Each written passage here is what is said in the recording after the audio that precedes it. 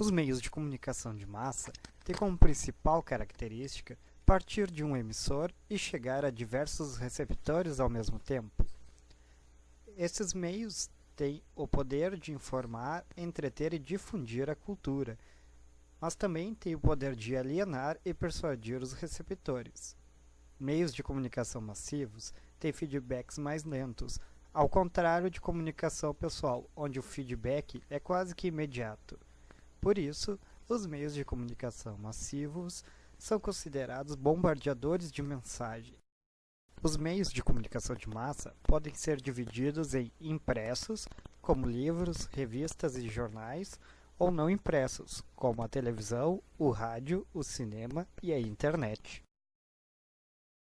Alguns dos meios massivos de comunicação mais antigos se desenvolveram através da escrita, como os livros, que tiveram como função original informar, ensinar e transmitir conhecimento através dos tempos. Surgindo tempos após a invenção da escrita, pois o acúmulo de informações e textos e a invenção do papiro permitiram a confecção dos primeiros livros ainda na antiguidade. Algum tempo depois, veio a criação do papel e da prensa, essa criada por Gutenberg em 1440, revolucionando todo o processo de tiragem e trazendo agilidade na reprodução de livros e folhetos. Com isso, começaram a surgir os primeiros jornais impressos com as notícias locais sobre economia, política e etc. Mais tarde, surgem as primeiras revistas. A primeira revista surgiu na Alemanha, em 1663. Revistas são coletâneas de textos e reportagens que normalmente convertem para um mesmo tipo de assunto. Atualmente, as revistas abordam desde ciência, economia e gastronomia até moda, veículos e estilo de vida.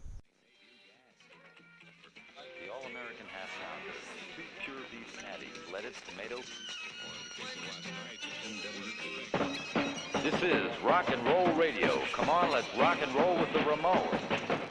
Em meados do século XIX, o rádio começa a dar seus primeiros passos. Primeiramente, com a teorização das ondas eletromagnéticas por James Clerk Maxwell. Mas o princípio da propagação radiofônica veio mesmo em 1887, através de Hertz, que pôs em prática vários experimentos em seu laboratório, onde em um deles Hertz fez saltar faíscas através do ar que separavam duas bolas de cobre. Um dos primeiros usos do rádio foi para a telegrafia sem fio, permitindo que navios e trens pudessem se comunicar por telégrafo com bases fixas em terra. No Brasil, um padre cientista gaúcho chamado Roberto Landel de Moura cria e aperfeiçoa vários inventos ligados à radiodifusão.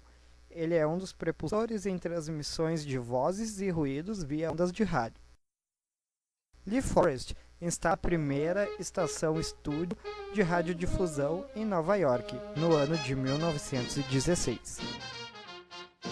O rádio é uma mídia que tem um desenvolvimento rápido. Logo, começam os primeiros jornais via rádio, músicas e surgem as primeiras radionovelas. Em 1932, Getúlio Vargas autoriza a publicidade via rádio no Brasil. Surgem os primeiros jingles publicitários. Em 1935, é criada a Voz do Brasil, com o nome originalmente de Programa Nacional. Boa noite. Em Brasília, 19 horas.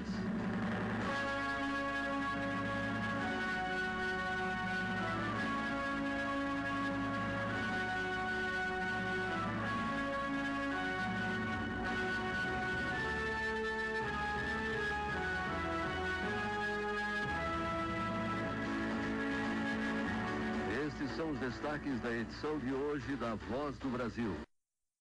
Criada no governo Vargas, a Voz do Brasil era um jornal que tinha como objetivo ajudar o presidente Getúlio Vargas a difundir suas ideias e promovê-las ao povo. O horário das 7 às 8 horas da noite era estratégico, pois na década de 30 os rádios ainda eram a válvula, e depois das 8 horas da noite começavam as radionovelas. Então, a população tinha de ligar o rádio ali por volta das 7 horas da noite para aquecerem as válvulas até a hora da novela. Assim, a Voz do Brasil conseguiu uma grande audiência, visto que o rádio era o principal meio de comunicação e entretenimento da época. No final do século XIX, começam a surgir as primeiras bases do que se pode chamar de cinema. Em 1895, os irmãos franceses Lumière apresentam a primeira sessão pública de cinema da história, pondo em prática algo que já vem se desenvolvendo desde o século XVI, com a concepção da câmera escura de Da Vinci e a posterior criação da máquina fotográfica tempos mais tarde. Os primeiros filmes começam como grandes sequências de fotos rodadas em determinada velocidade e sem som. Com o tempo, essa nova mídia começa a se desenvolver e ganhar força e logo começam a surgir diversas salas de cinema por todo o mundo. Com o grande crescimento dessa mídia, surgem também os comerciais e anúncios antes de cada filme, pois a sala de cinema tem um grande poder sobre uma pessoa. Imagine-se em uma grande sala escura, onde há uma grande tela, pessoas desconhecidas à sua volta.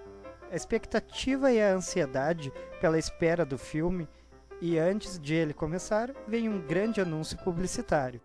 Você é pego de surpresa quando a sua atenção está 100% voltada para a projeção na tela. Assim como várias invenções brilhantes, a televisão contou com o trabalho de vários pesquisadores ao longo de anos, até estar pronta para transmitir seus sinais aos telespectadores. As primeiras transmissões experimentais foram feitas em meados da década de 20. Já na década de 40, é relatada a primeira transmissão a cores da história da televisão. E na década de 50, ocorre a grande explosão dessa nova mídia. A partir dessa década, a televisão começa a se tornar um eletrodoméstico popular. Todos os lares começam a ter pelo menos um aparelho televisor, e a família começa a deixar o rádio de lado e a se reunir em frente à televisão. Pois agora, além de som, também temos o uso da imagem. A TV é o meio de comunicação de massa que tem a maior fama de alienadora, pois ela trabalha com muitas programações de baixo nível cultural e ditadoras de modismos. Mas, como tudo tem dois lados, também há aqueles programas que educam, informam e apresentam a cultura de forma inteligente. No século XX, nasce a computação, e no final do mesmo século surge o subproduto da computação, a internet. Essa nova mídia foi se desenvolvendo e englobando técnicas de outros meios massivos de comunicação. Hoje em dia, por exemplo, podemos fazer um filme com uma câmera digital, produzi-lo em um computador e jogá-lo no YouTube para que quem quiser o assista.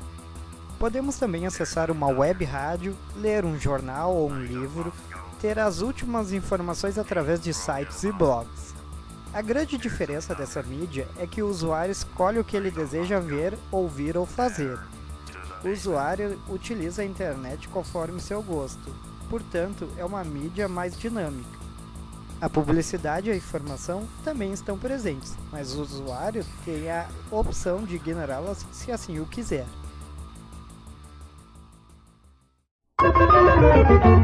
Quem bebe grapete, repete grapete, grapete é gostoso demais. Quem bebe grapete, repete grapete. grapete é gostoso demais. Beba grapete, você vai adorar o seu delicioso sabor de uva. Grapete, um prazer que se renova em cada garrafa. Quem bebe grapete, repete grapete, grapete é gostoso demais. Quem bebe grapete, repete grapete, repete grapete, grapete é gostoso demais. Grapete é gostoso demais.